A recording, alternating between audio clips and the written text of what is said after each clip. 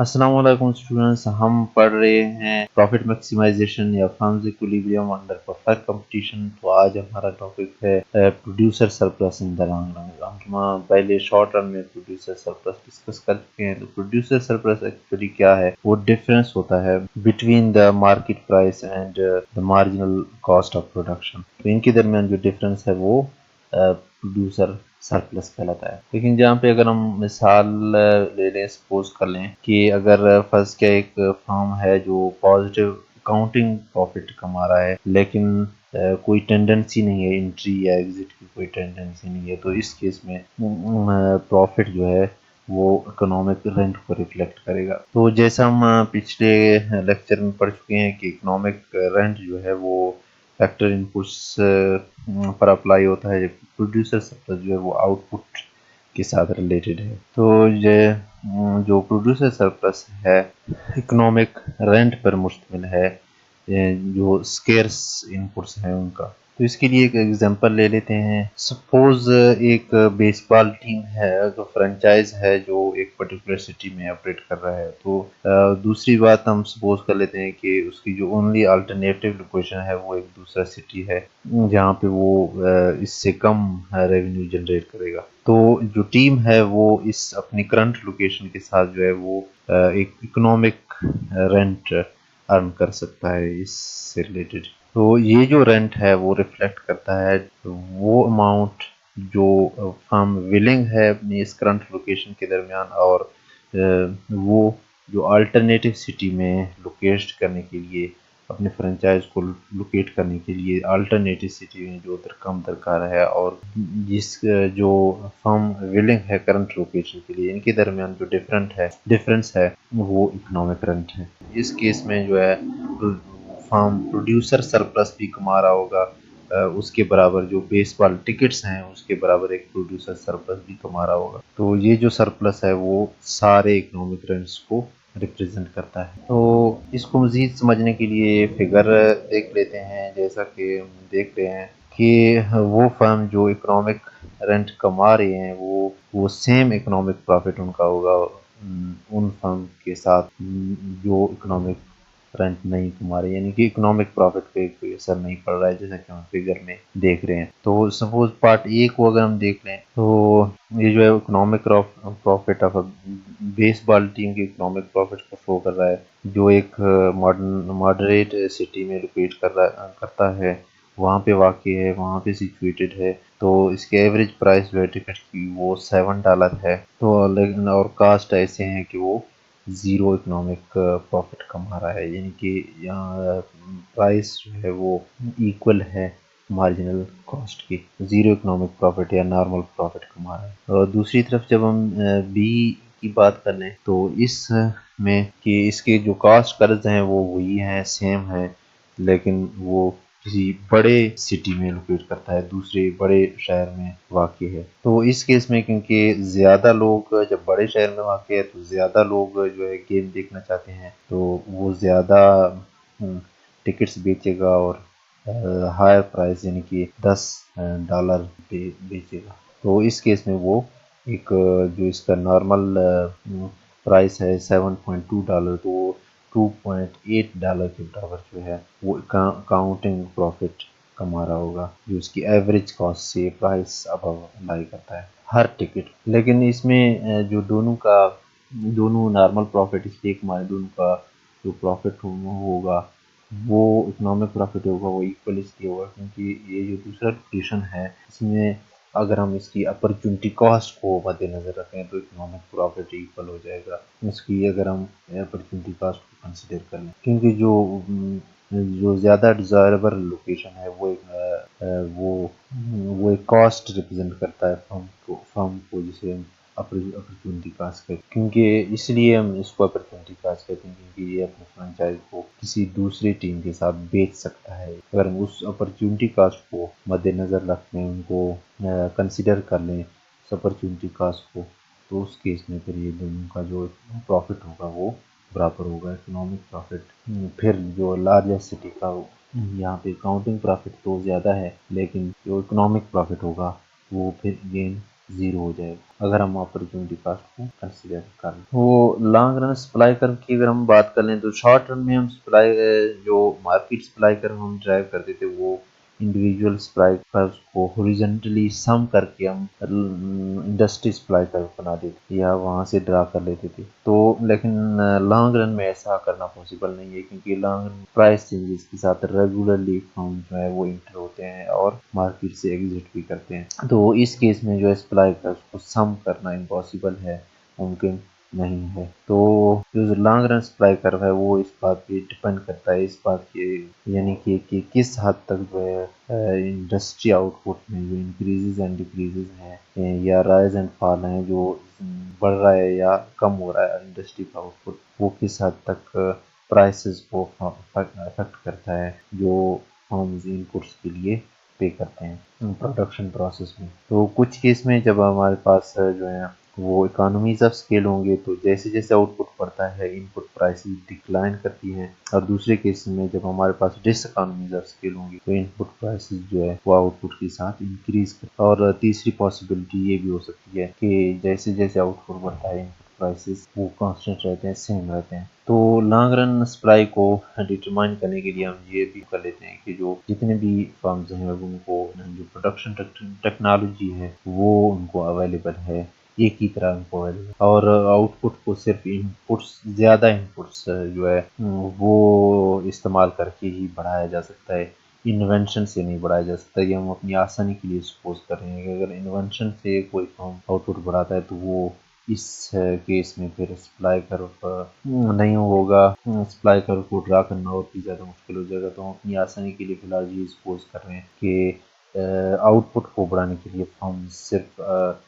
Inputs को inputs की तादाद को ज़्यादा करना होगा फर्म को, न कि कोई इन्वेंशन करेगा। हम ये भी अज्यूम कर लेते हैं कि जो मार्केट हालत में इनपुट्स की मार्केट सिचुएशन है वो ड्यूरिंग प्रोडक्शन चेंज नहीं होती, जैसे जैसे इंडस्ट्री एक्सपेंड करता है या कम हो जाता है या ज़्यादा हो जाता है इंडस्ट्री एक्सपेंड करता है या कंट्रैक्ट करता है, तो इस केस में जो इनकी सिचुएशन है यानी कि इनपुट्स की सिचुएशन है मार्केट ड्यूरिंग प्रोडक्शन वो चेंज नहीं। तो जो लॉन्ग रन सप्लाई कर्व है उसमें हम तीन जो है थ्री टाइप्स ऑफ इंडस्ट्रीज को उसके ये डिफरेंसेस मालूम करेंगे, इनके दरमियान फर्क मालूम करेंगे। थ्री टाइप्स ऑफ इंडस्ट्रीज को डिस्कस करेंगे। एक है constant cost industry, increasing cost industry या डिक्रीजिंग कॉस्ट इंडस्ट्री। तो सबसे पहला जो है हमारे पास वो है कांस्टेंट कॉस्ट इंडस्ट्री। तो ये जो फिगर है वो एक कांस्टेंट कॉस्ट इंडस्ट्री के सप्लाई कर्व की डेरिवेशन को शो करता है। तो पार्ट ए है वो फर्म्स के आउटपुट चॉइस को शो करता है, और जो बी पार्ट है वो इंडस्ट्री के आउटपुट को शो करता है। तो सपोज हम कर लेते हैं कि शुरू में जो है वो इंडस्ट्री इक्विलिब्रियम है पॉइंट ए पर, जहाँ पे इसकी D1 और S1 इनके डिमांड और सप्लाई एक दूसरे के साथ इंटरसेक्ट कर रहे हैं और प्राइस जो है वो P1 है। अब हम सपोज कर लेते हैं कि जो मार्केट डिमांड है वो अचानक जो है वो इंक्रीज कर गया, किसी भी वजह से हो सकता है, फर्ज के पर्सनल टैक्सेस डिक्रीज हो गए, इनकम टैक्सेस डिक्रीज हो गए, या किसी भी वजह से फर्ज के हम ये कहते हैं कि जो डिमांड है वो डिमांड ऑफ द प्रोडक्ट है वो इंक्रीज होके D1 से D2 तक आ गया। तो इस केस में जो हमारे पास प्राइस होगा, प्राइस P2 हो जाएगा और इक्विलिब्रियम पॉइंट C हो जाएगा। तो फर्म की भी यही सिचुएशन है कि पहले वो यहाँ पे नॉर्मल प्रॉफिट पे होगा, P1 और Q1 प्रोडक्शन कर रहा होगा और वहाँ पे इसकी मार्जिनल कॉस्ट प्राइस के इक्वल है। तो जैसे जो प्राइस बढ़ेगा P2 की हो जाएगा तो इसकी जो फर्म होगा वो फर्म अपने लॉन्ग रन मार्जिनल कॉस्ट को फॉलो करेगा, फर्म अपने मार्जिनल कॉस्ट को फॉलो करेगा और P2 प्राइस पे वो Q2 प्रोडक्शन कर रहा होगा, P2 प्राइस पे Q2 प्रोडक्ट रहा होगा, और ये जो चॉइस है और चॉइस वो इसकी प्रॉफिट को मैक्सिमाइज करेगा। लेकिन इस केस में ये होगा जब वो प्रॉफिट कमा रहा होगा तो ये इन्वेस्टर्स के लिए अट्रैक्टिव होगा और न्यू फर्म्स मार्केट में इंटर हो जाएंगे। तो जैसे जैसे न्यू फर्म्स इंटर हो जाएंगे मार्केट में तो सप्लाई कर्व शिफ्ट हो जाएगा, राइटवर्ड शिफ्ट हो जाएगा, वो S1 से S2 हो जाएगा, इसकी मतलब है प्राइस वापस P1 हो जाएगा, लेकिन ओवरऑल प्रोडक्शन ज़्यादा हो जाएगा Q2, अब P1 पे Q2 प्रोडक्शन हो जाएगा। तो इस केस में जो सप्लाई कर्व होगा, लॉन्ग रन सप्लाई कर्व होगा कांस्टेंट कास्ट इंडस्ट्री में, वो होगा हॉरिजॉन्टल लाइन होगा। जिस तरह जहाँ पे इन पॉइंट्स को, इनके पॉइंट ए बी और जिस तरह की और भी पॉइंट्स होंगे, इनको मिलाकर हम लॉन्ग रन सप्लाई कर्व को ड्रा कर सकते हैं। इसका मतलब ये है कांस्टेंट कास्ट इंडस्ट्री में कि जैसे जैसे प्राइस बढ़ेगी या इसमें थोड़ा बहुत चेंजेस आ जाएगा, तो अगर प्राइस बढ़ेगी तो न्यू फर्म्स एंटर हो जाएंगे, और अगर प्राइस कम होगी तो कुछ फर्म्स जो है मार्केट से एग्जिट करेंगे। तो इन दी एंड जो सप्लाई होगा वो ओवरऑल सप्लाई, सब जो प्राइस होगा वो सेम होगा। सप्लाई बढ़ सकती है, कम हो सकती है, लेकिन प्राइस है वो कांस्टेंट रहता है कांस्टेंट कास्ट इंडस्ट्री। इसकी वजह यही है कि जो इनपुट प्राइस है वो इंक्रीज आउटपुट की वजह से अनअफेक्टेड है, कोई इन पे इफेक्ट नहीं आएगा। इनपुट प्राइसेस जब हुई तो इंडस्ट्री की कॉस्ट वही रहेगी। जब कॉस्ट कांस्टेंट कॉस्ट होगी तो इसका मतलब है प्राइस वही रहे, तो लेकिन आउटपुट में चेंजेस हो सकते हैं। प्राइस वही रहेगा, तो सेम प्राइस पे रहते हुए जब हम डिफरेंट आउटपुट्स को आपस में मिलाते हैं तो हमारे पास एक हॉरिजॉन्टल लाइन आएगा लॉन्ग रन सप्लाई कर्व की सिचुएशन में। तो आगे चलते हैं इंक्रीजिंग कॉस्ट इंडस्ट्री की जाए। तो इंक्रीजिंग कॉस्ट इंडस्ट्री के केस में ये होगा कि प्राइसेस जो हैं ऑफ कुछ इनपुट्स के या सारे इनपुट्स ऑफ प्रोडक्शन की प्राइस होगी वो इंडस्ट्री के एक्सपेंशन के साथ इंक्रीज हो जाएगी। इनका डिमांड बढ़ जाएगा, इनकी प्राइसेस बढ़ जाएंगी। जैसे जैसे आउटपुट बढ़ेगा, जैसे जैसे इंडस्ट्री एक्सपेंड करेगी, तो इनपुट्स प्राइसेस भी बढ़ेंगे। तो अगर हम डायग्राम देख लें, इसको अगर हम डायग्राम से वाज़ेह कर लें, तो शुरू में सपोज हमारे पास जो है इक्विलिब्रियम प्राइस P1 है और Q1 आउटपुट है, ये पॉइंट ए पे इक्विलिब्रियम है। अब वही केस है कि सपोज जो है हमारे पास डिमांड बढ़ गई, D1 से D2 हो गई, तो प्राइस ऑटोमेटिकली बढ़ जाएगी। जब प्राइस P1 से P2 की जाने आ जाएगी, यहाँ पे आ जाएगी, और इक्विलिब्रियम सिचुएशन यहाँ पे होगा, Q2 प्रोडक्शन हो रही होगी। अब इस केस में फर्म पहले यहाँ पे इक्विलिब्रियम में था और अपनी मार्जिनल कॉस्ट को फॉलो करते हुए P2 प्राइस पे वो यहाँ पे प्रोडक्शन करेगा, P2 प्रोडक्शन करेगा P2 प्राइस। तो अब वही सिचुएशन होगी, जैसे जैसे प्रॉफिट नज़र आएगी दूसरे फर्म्स को, इन्वेस्टर्स को, तो वो मार्केट में इंटर हो जाएंगे, न्यू फर्म्स आ जाएंगे मार्केट में और ओवरऑल प्रोडक्शन ज़्यादा हो जाएगी। जैसे जैसे ओवरऑल प्रोडक्शन ज़्यादा हो जाएगी, ओवरऑल प्रोडक्शन होगी, तो वो जो सप्लाई कर्व है वो राइट वर्ड शिफ्ट हो जाएगा, यानी कि S1 से S2 की जानिब शिफ्ट हो जाएगा। यहाँ पे ये सिचुएशन है क्योंकि इनपुट्स प्राइसेस जो हैं वो राइज हो रहे हैं। इनपुट्स प्राइसेस राइज हो रहे हैं, इसलिए जो लॉन्ग रन इक्विलिब्रियम होगा वो हायर प्राइस पे होगा, वो इनिशियल प्राइस पे नहीं होगा, वापस उसी प्राइस पे नहीं हो सकता, क्योंकि इनपुट प्राइसेस राइज हो रहे हैं, लेकिन वो पहले के मुकाबले में हायर प्राइस पे इक्विलिब्रियम सिचुएशन होगी, जैसा यहाँ पे शो किया गया है, यानी कि P3 पर और Q3 प्रोडक्शन करते हुए ये सिचुएशन हो जाएगी, यहाँ पे फॉर्म इक्विलिब्रियम में हो जाएगा। तो इस तरह के पॉइंट्स को जब हम आपस में मिलाते हैं कि ए और बी को, और इस तरह के आगे जो भी प्राइस और क्वांटिटी, प्राइस और आउटपुट या क्वांटिटी सिचुएशन होंगे, कम्बिनेशन होंगे डिफरेंट प्राइसेस पे डिफरेंट आउटपुट की जो कम्बिनेशन होंगे, उनको अगर हम आपस में मिलाएंगे तो हमारे पास लॉन्ग रन सप्लाई कर्व हो जाएगा, और वो अपवर्ड स्लोपिंग हो जाएगा, राइजिंग होगा। क्योंकि जैसे जैसे प्राइसेस इंक्रीज हो जाएंगी, कॉस्ट इंक्रीज हो जाएगा, इनपुट प्राइसेस इंक्रीज हो जाएंगी, तो जो न्यू इक्विलिब्रियम होगा वो हमेशा हायर प्राइस पे होगा, ना कि उसके बराबर होगा जिस तरह हमने कांस्टेंट कॉस्ट इंडस्ट्री में होगा। तो इस केस में जो सप्लाई कर्व होगा वो अपवर्ड स्लोपिंग होगा। जो ओवरऑल आउटपुट होगा इस केस में वो बढ़ेगा, जाहिर है वो बढ़ेगा, लेकिन वो हायर प्राइसेस पे, ओवरऑल आउटपुट बढ़ रहा है, ये देखो Q3 पे आ रहा है, लेकिन वो हायर प्राइस होगा। वो इसलिए हायर प्राइस होगा क्योंकि वो जो इंक्रीज इन इनपुट कॉस्ट है, इनपुट्स प्राइसेस में जो इंक्रीज है उसको कंपनसेट करने के लिए वो प्राइसेस बढ़ जाती है।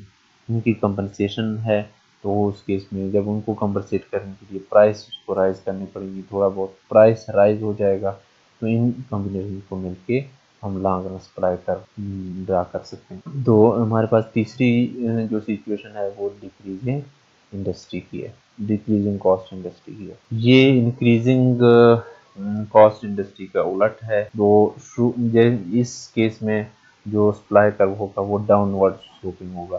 कैसे होगा? शुरू में हम वही सिचुएशन है, शुरू में अगर हम यहाँ पे P1 हमारी प्राइस है, P1 प्राइस पे हम इक्विलिब्रियम पे हैं, यहाँ पे P1 Q1 पे।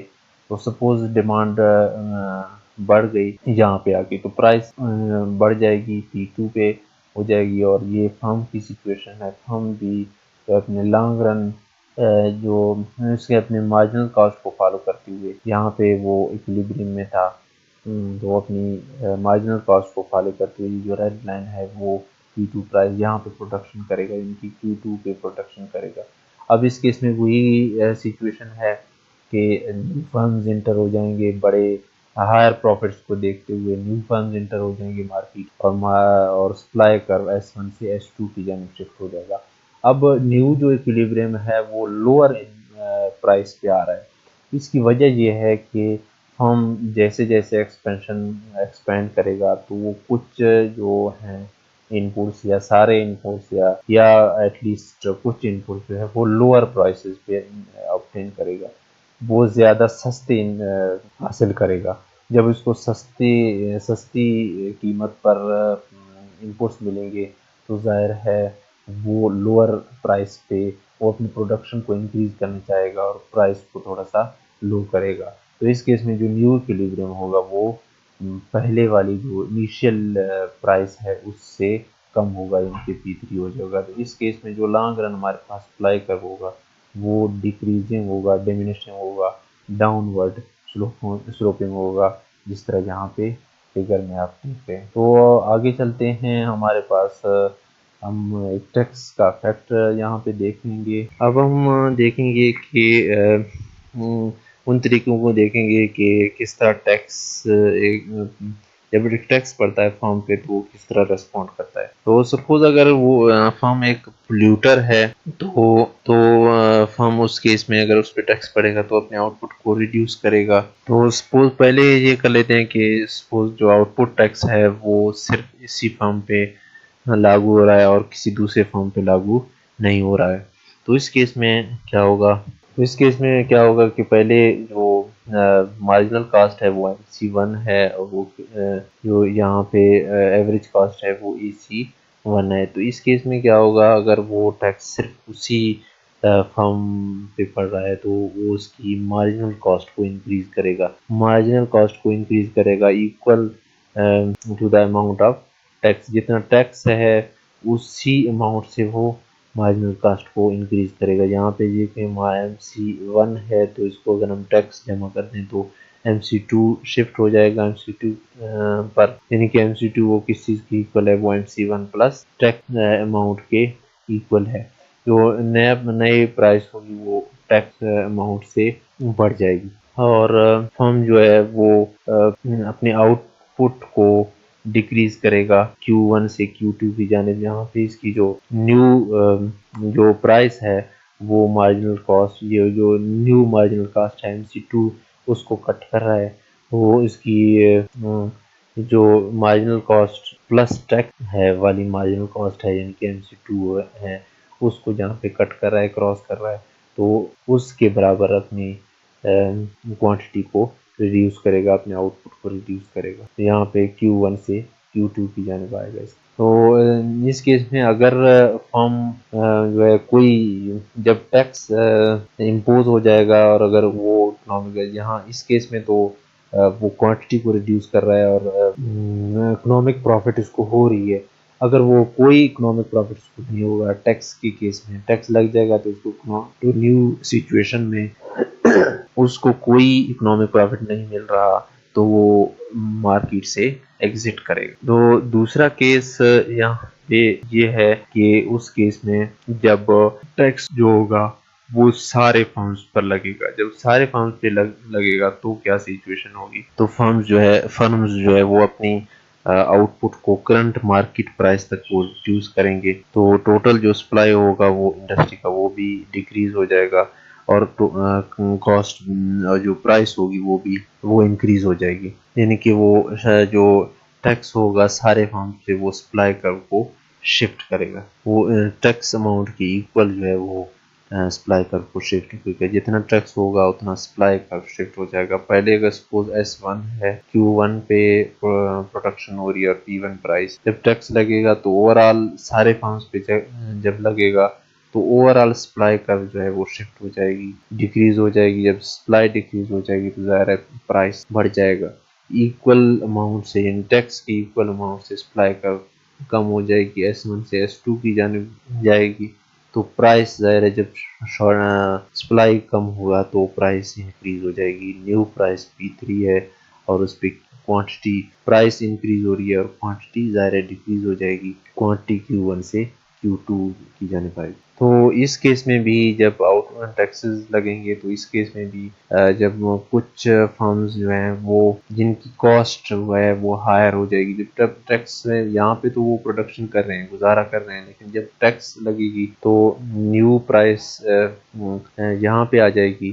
तो इस केस में भी जिनकी कॉस्ट ज़्यादा है कुछ फर्म्स की, तो वो मार्केट में से एग्जिट कर जाएंगे। इस केस में जो टैक्स होगा वो लॉन्ग रन एवरेज कास्ट को इंक्रीज करेगा, हर फर्म की लॉन्ग रन एवरेज कास्ट को इंक्रीज करेगा। आगे चलते हैं, आखिरी हमारा टॉपिक है इस चैप्टर का, वो है long run elasticity of supply. तो जो long run elasticity of supply होगा वो उसी तरह से डिफाइन होगा जिस तरह हम शॉर्ट रन जब डिफाइन कर रहे थे इलास्टिसिटी ऑफ सप्लाई को इंडस्ट्री में। तो ये है percentage change in output that results from percentage change in price. तो ये इसका फार्मूला होगा। उसी तरह उसकी सिचुएशन हो गई। अगर कांस्टेंट कॉस्ट इंडस्ट्री की बात करें तो कांस्टेंट कॉस्ट इंडस्ट्री में जो लॉन्ग रन सप्लाई कर्व होगा वो हॉरिजॉन्टल होगा, जिस तरह हम पहले भी देख चुके हैं। और वहाँ पे इलास्टिसिटी वो इन्फिनेटली लार्ज होगी, बड़ी होगी, इन्फिनाइट होगी। यानी कि एक स्मॉलेस्ट चेंज आने से ही इलास्टिसिटी में बहुत ज़्यादा चेंज आ सकता है। और जो इंक्रीजिंग कॉस्ट इंडस्ट्री है वहाँ पे लॉन्ग रन सप्लाई जो है उसकी इलास्टिसिटी पॉजिटिव होगी, लेकिन फाइनाइट होगी। लेकिन हम यहाँ पे ये भी देखते हैं कि डिफरेंट सिचुएशन हो सकते हैं। इलास्टिसिटी पॉजिटिव तो होगी, लेकिन depending on the situation of the industry उसकी इलास्टिसिटी डिफरेंट हो सकती है। लेकिन हम यहाँ पे ये भी बात एक हो सकती है कि हम एक्सपेक्ट करते हैं मोस्ट ऑफ द टाइम्स कि जो लॉन्ग रन इलास्टिसिटीज होंगी वो शॉर्ट रन इलास्टिसिटीज से ज़्यादा होंगी। तो इसी तरह जो मोस्ट इम्पॉर्टेंट बात है वो है, यानी कि जो इलास्टिसिटीज होंगी वो डिपेंड करती हैं कि इलास्टिसिटी कितनी ज़्यादा है कितनी कम है। वो डिपेंड करता है extent of the input cost पे, इनपुट प्राइसेस पे। इनपुट प्राइस अगर ज़्यादा चेंज होगी अगर या कम चेंज होगी तो इनपुट प्राइस पे उनका ज़्यादा इन्हिसार होता है इलास्टिसिटीज का। तो हमारा परफेक्ट कंपटीशन का जो चैप्टर है, अंडर परफेक्ट कंपटीशन में जो हम प्राइस डिटर्मिनेशन या प्रॉफिट मैक्सिमाइजेशन या फर्म्स इक्विलिब्रियम पढ़ रहे थे वो आज खत्म हो चुका है। तो आगे के लेक्चर्स में इंशाल्लाह हम अब दूसरी मार्केट सिचुएशन पढ़ेंगे। तो फिलहाल इतना ही।